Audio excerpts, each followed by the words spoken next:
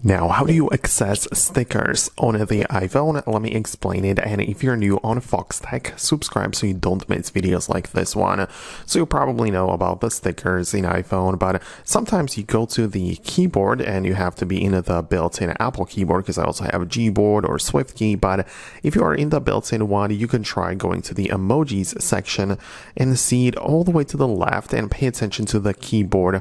The sticker sign right there, and if there is something, then you should be able to see it right there. But in my case, I don't really see any stickers part of my keyboard, right? So the surest way to find them is to go to the Messages app, right? You get inside Messages, go to any chat you want, really, and when you tap the plus button, you can definitely open up a dedicated stickers menu. So this is what it would look like. You can pull it up like this, and all of the recent ones which I created, right? The emojis are available in there, and also like the stickers from individual other apps are available, like from the Apple Watch, the GIFs or whatever.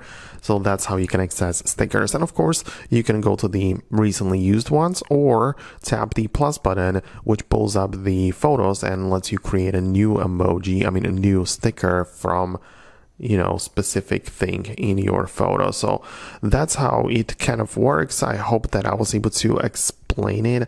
Let me know your thoughts and opinions about it below. Let me know if you use stickers on a daily basis. Some people do, but it's kind of like a less known feature, I guess.